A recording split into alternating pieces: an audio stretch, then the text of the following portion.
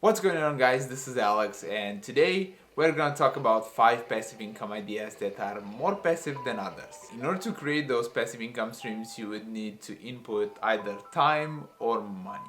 I made a video previously talking about 3 things you need to know about passive income, and I made it as an introduction to this video because it gives the right mindset, or it gives you an introduction to how you should perceive, how you should set up the framework for passive income. If you did not watch the previous video, I highly recommend it because it's gonna give you a base knowledge or a base framework to operate from.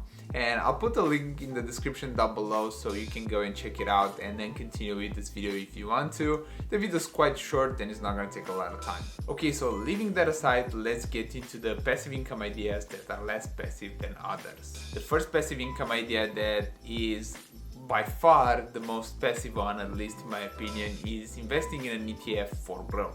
While that ETF might also pay some dividends, those dividends are used by the fund and reinvested in order to help the portfolio grow over time. I've talked in previous videos about numerous ETFs that you can choose from. Basically, when we are selecting an ETF, we are selecting an ETF that has low costs of operating, like the Vanguard ones or the iShare ones that have an expense ratio between 0.1 to 0.25.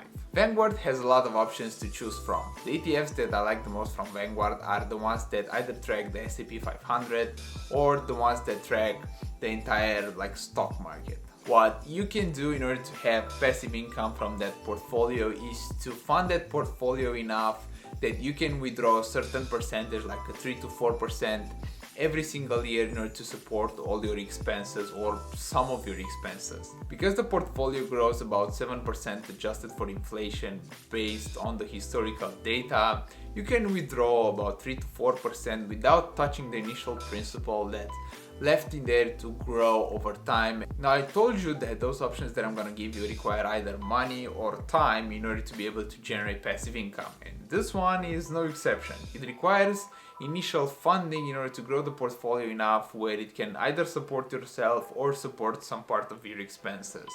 So if you are okay with it, this might be a great option or a great idea for passive income. The second option that is related to the first option is dividend investing.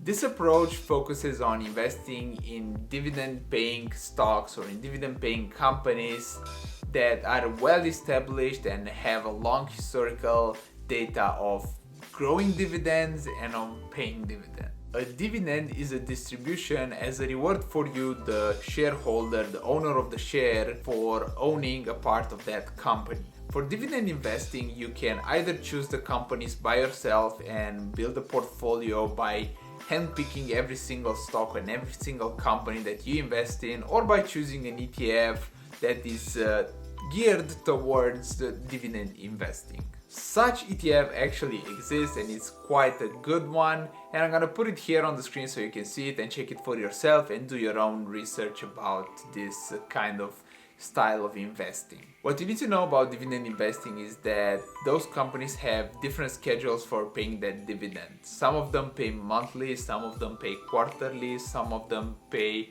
only semi-annually or just annually. This is just one thing for you to keep in mind if you're new to this and you have no idea about this.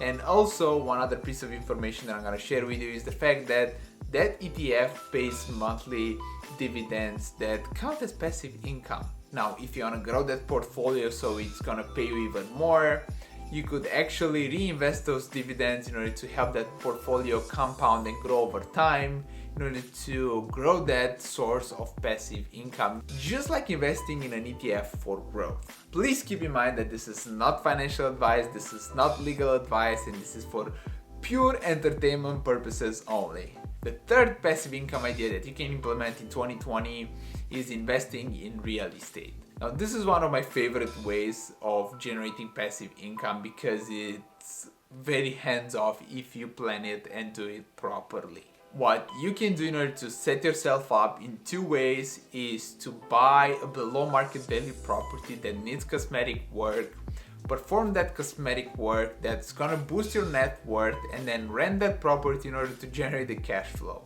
So you basically create two ways of generating money from one single operation. Just because you buy the property below market value, you benefit from improving that property by boosting your net worth by a couple $1,000s. Once the property is done and it's ready to be rented, you need to screen your tenants very carefully. You want to have good quality tenants, you want to have good people that are not going to destroy your property, but are going to take care of it. And make sure, if you have the opportunity, to check their credit score, to ask for recommendation from prior landlords, or to perform any kind of check that you can and that is available to you. Once you find the tenant and you rent the property to that person, you are basically set. All you need to do is take care of the property, pay the taxes, do the regular maintenance work that's required to be done by the landlord, and then it's pretty much a very hands-off investment or a passive income stream. Do not confuse this with renting the property on Airbnb, please. If you want to rent the property on Airbnb, it's pretty much an active income source. You have to work on it, you have to clean the property unless you hire someone to do it, but then you have to manage that person, you have to manage the bookings, you have to talk with the people that are coming in, you have to treat the guests right, you have to prepare everything in order to be set, you have to check the people that work on the property if you don't work yourself on the property. So there's a lot of management involved, and I would consider it an active income source and not a passive income source. Just think about it. If you have two tenants in 2 different days and you have to change the sheets, you have to clean the apartment, you have to prepare the apartment for the next person, that's going to be a very active thing to do, and I would not consider it a passive income investment. The fourth passive income idea that you can implement is to build a course around something that you are skilled in or that you are very knowledgeable about. I know the interwebs have shined a really bad light on the online courses, but from my experience with the courses that I bought, I only had great experiences. You have to work in order to create the initial source. You have to set up the course, you have to film the course if that's the case. You also have to prepare the materials if there are any, and you have to manage the course a bit and the people that are going to be subscribed to the course. But once you have created the course itself and everything's done, basically what you do afterwards is only like basic maintenance. You have to take care that the server is up, the course is still on the platform that you hosted on, and that you continue to drive traffic to the course so you get more and more bookings and you get more and more course sales. As you can see, once the initial work is done and the course is created, all you have to do is basic maintenance, and that passive income source is going to continue to grow, is going to continue to flourish. Also, just by sharing your knowledge and the information that you have, you could help others in order to build their income sources, and you can benefit from that situation too. If you had doubts about creating a course because of the bad reputation that online courses received up until this point, just know that as long as it's going to provide the value for the money that you ask in return, that course is gonna be successful.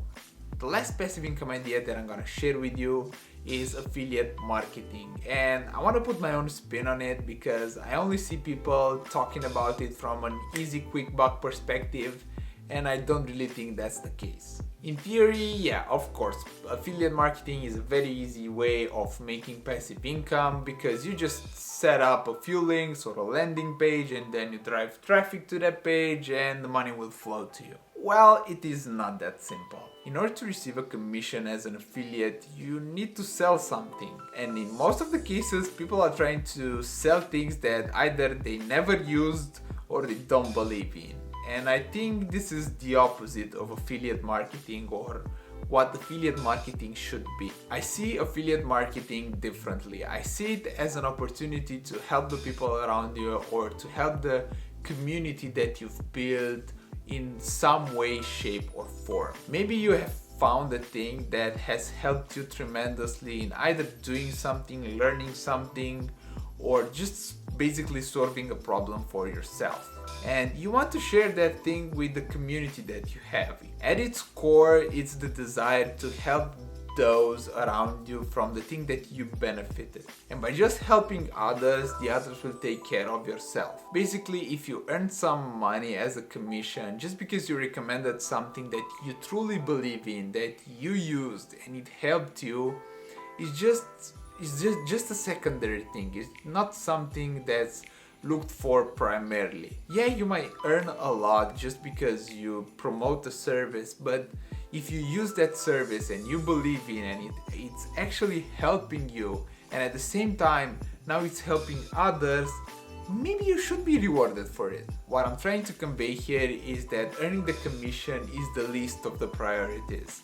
The main priority is to help the people around you and to have the community that you have built so far, and to grow that trust even more by providing them more value through that recommendation or that service. Okay guys, so those are the 5 passive income ideas that I wanted to share with you. I hope you enjoyed them and you found them useful and you found something that you can implement for yourself. Make sure to destroy the like button to help with the YouTube gods to hack the YouTube algorithm.